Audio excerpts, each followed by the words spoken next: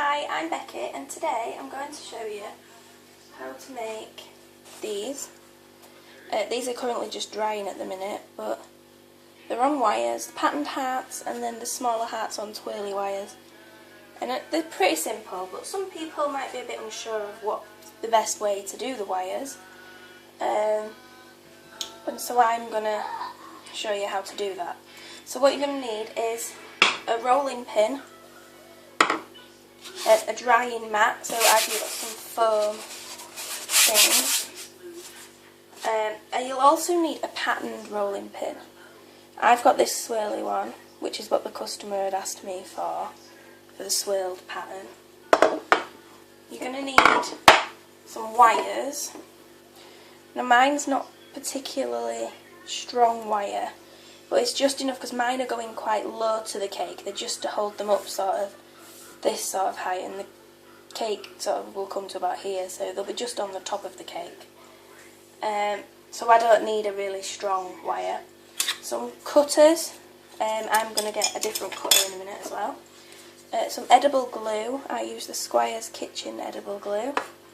Scissors, corn flour, I've got corn flour in my sift there.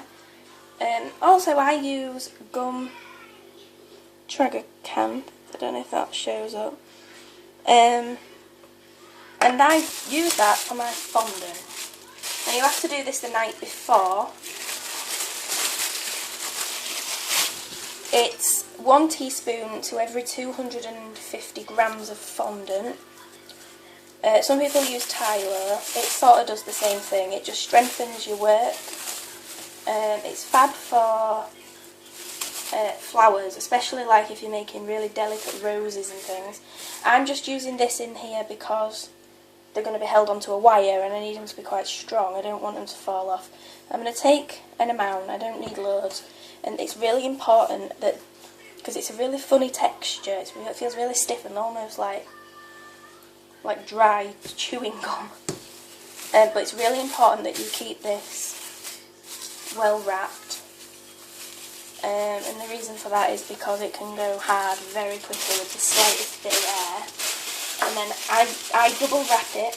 I wrap it in cling film, I wrap it in a bag, like a food bag, and then I put it into an airtight container.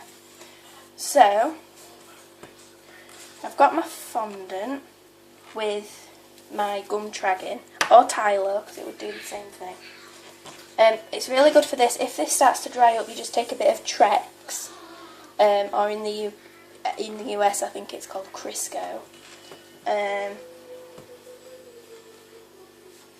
so we'll just kneading this. It can take a while. If it dries, like I say, you just need Trex, but this was only made last night, and I've already pre-kneaded it. It takes a bit of kneading. Okay, so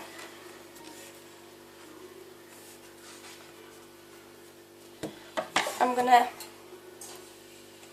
take my wire and I'm going to meet them at the end and just get it up to the top. Scissors, because I don't need the wires particularly long, so these are perfect for what I need.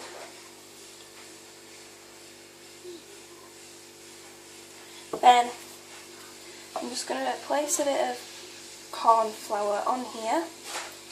The reason I use corn flour is because it doesn't dry out your icing. Icing sugar, it absorbs into your icing, which makes it drier. Okay. Then we take your rolling pin, and you want it about 1 centimetre thick. It does seem quite thick. I'm just trying to think, actually, maybe 1/2 centimetre.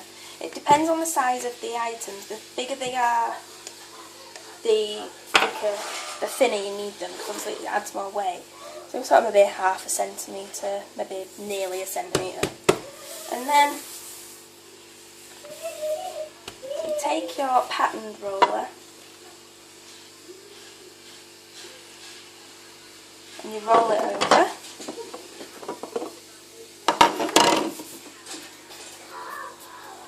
And then you take your cutter and you just cut out the pattern that you want. Dead simple. And then I'm just going to roll that back up because I would usually cut more out of that, but I've got the ones that I need. This is just to show you. And I'm just going to leave that there for a minute. And then to do the thicker ones, I just roll it so that it's an even level. And because this is only a small heart one that I'm using today,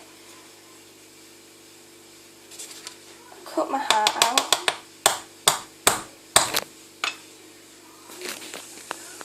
The banging knocked my phone.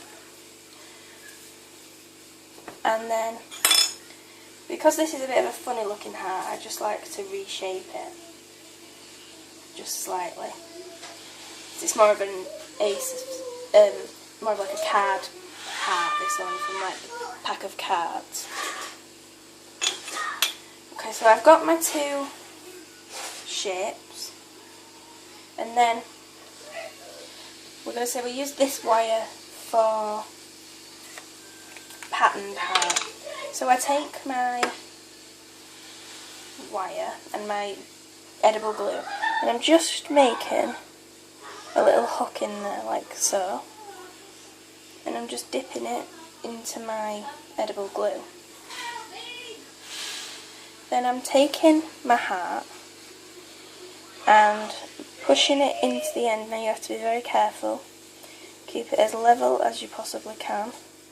You can feel it going in outside, and you can feel if it gets a bit closer. And then that's that. You leave that laid flat on a board. A foam is better because it just aerates a bit more. Ideally you need to leave them for sort of 4 days. They need to go really, really hard round the top of the wire.